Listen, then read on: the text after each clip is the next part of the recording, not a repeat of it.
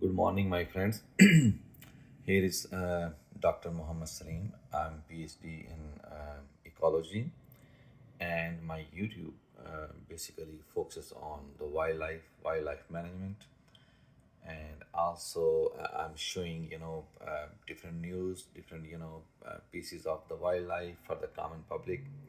So I have started a new session of basically wildlife news that will be basically showing you what's happening with respect to the wildlife all over the world. And here, I'm starting, collection of the news that have been, collected by the Guardian. Guardian is a very famous magazine or newspaper. So in this first news, you will see that it is just the one swan. Actually, police officer they returned this swan. It basically end up in the town in United Kingdom, and what they did is that they took this and they returned this back into the uh, basically its native habitat. So this is one of the things that how these wildlife birds, whenever they get into the downtowns or they get into the main towns, and this enforcement agencies basically return those to the native wildlife, native their habitat. Then the next news is basically I'm going to show you a very interesting thing about here. That's about this a blue spiny starfish. So scientists think that these are the basically heads of this extended into the different locations, extended into different directions. So basically, this starfish, blue spiny starfish uh, heads, they are extended in a way that to adjust or to habitat in the ecosystem to get the nutrients and also to survive or functions very properly in the ecosystem. So that's a new discovery basically that says that a blue spiny starfish takes a bow. Scientists have discovered that the arms of a starfish are actually extensions of their heads. A biologist commented that one could think of the body of a starfish as a disembodied head walking about the seafloor on its lips, but the lips having sprouted a fringe of 2 feet and co-opted from their original function of the sorting food particles to do the walking. So basically, these different extensions of the heads are used by these fish to move into the ecosystem from one place to the other place to get the food and other nutrient resources. So that is a new discovery and new dimension in this wildlife. Third major news that is coming up in this Guardian was very interesting, that a shy bat wall at the entrance to a pipe on the edge of woodland pole in Corwin, North Wales. So at only 4 inch long, it is one of our smallest whole species. So you will see that this is a very tiniest species of its kind that have been discovered from pipe, and that is also showing the beauty of the nature. So this was the another news. Now I will move up to the next news. So that's an again very interesting picture basically showing that the two giraffes are feeding on the same tree. And what happened is that two giraffes grazed on a tree in Nairobi National Park, Kenya. The park is 7 kilometers south of the city, but is home to more than 100 mammal species.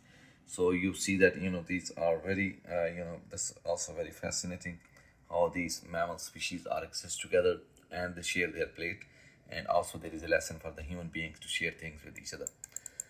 So this is another news that's also very interesting about the peafalls, and its peafalls.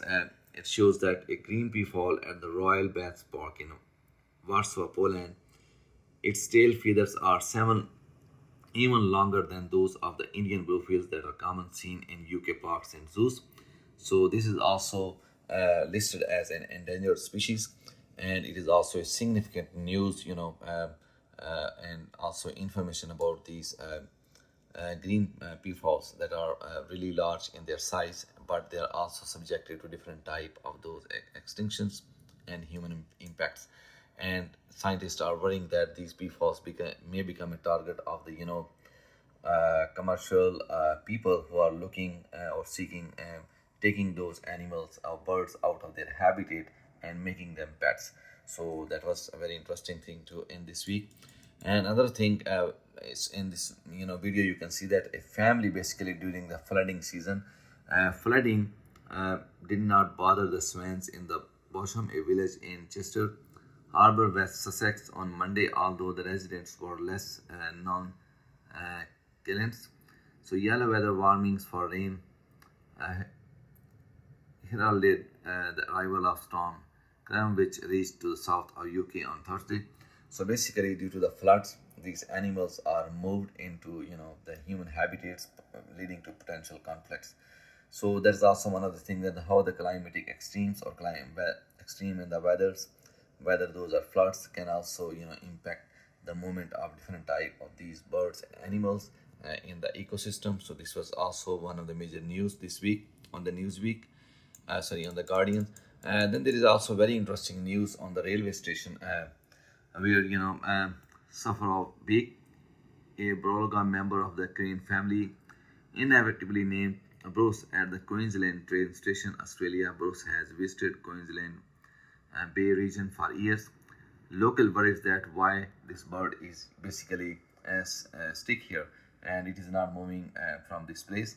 So they called the wildlife and they found out that the one piece of its bird, feet or two were hurted, was injured. That's why this bird has some problem. And then they returned this bird back into the system. That was another very interesting news, showing the concerns of the society to preserve the wildlife. Then there is another very interesting news coming up: the migration of these snow geese. So these are stopping at different places in Canada, moving in search of these warmer climates. And they say that the migration snow geese stops off at reservoirs Beirut in Victoria, Canada. Each year, the hardy birds travel from north, where they breed in colonies on the tundra, to the balmy climates of southern US and Mexico, where they spend the winter. So basically, these birds are migrating from US, so from Canada to south part of the US to seek, a warmer climate where they will survive, and look for their feed. So that's also very interesting news to share with you people. Then there is another news coming up that was also the key subject in this Newsweek, in the Guardian. So you will see that a one-horned rhino grazed inside the Burford range of Kaziranga National Park in Assam, Eastern India. So this is very interesting thing. This is one horn rhino. So that's a very rare species that have or rare animal that has been detected by wildlife specialist in India. So that's also very exciting news that about these rhinos. So they may have one horn, or they may have they may be too normal to the other ones. Then there is another news that was very interesting about this fish. So a lemon's life, basically mangroves underwater winner in the mangroves photography. So a juvenile lemon shark in the yellow mangrove forest in Bahamas. So basically that news is about this shark in the Bahamas, and this is basically juveniles. And what is that? The lemon sharks are probably the most understood sharks in the world due to 30 years of study by Bahami Shark Lab. So lemon sharks spend their first 4 to 6 years in the shallow water, where mangrove forests protect them from bigger predators. They build friendship with other juvenile sharks and learn how to hunt. They are absolutely gorgeous, smart, beautiful. So that's very important news basically, that these lemon sharks, these are very important component of these mangroves ecosystem. And we know that the mangrove ecosystems are subject to a terrible extinction and human impacts. And basically human in the recent years, since industrializations, urbanizations, we have lost several of those mangroves ecosystems. And now the loss in the mangroves ecosystem could potentially negatively impact these sharks. They basically grow there, survive there, they reach to their reproductive maturity in these habitats. So this is also very important news, that how shark survival, lemon shark survival, or social life, or reproduction, or growth, or abundance in the natural ecosystem is basically linked with the mangroves ecosystem. So that's also very interesting news that I wanted to share with you. Then it comes up with these, bees. So bees collect pollens from the last of the dahlia flowers on an autumnal afternoon at Grays Court in National Trust property at Rose Grays near Henley on Thomas, Oxfordshire. So basically, these are the last, there are just few flowers left because fall flowers are also going on. Weather is becoming more and more colder, and these bees were, taking up the last bites of those nectars from those flowers before, freezing come up. So this was also an interesting, news how the climatic changes or the change in the weathers are going to impact these bees in our system. Then there is an interesting news about these alligators that I want to share with you. A reptile climbed out of the water at the Lake Victoria, Uganda. The lake borders Uganda, Kenya, and Tanzania, and is home to many species of reptile, including monitor lizards and other different type of these reptiles. So basically, so and many fisheries or people who are involved in the fishing were worried about it.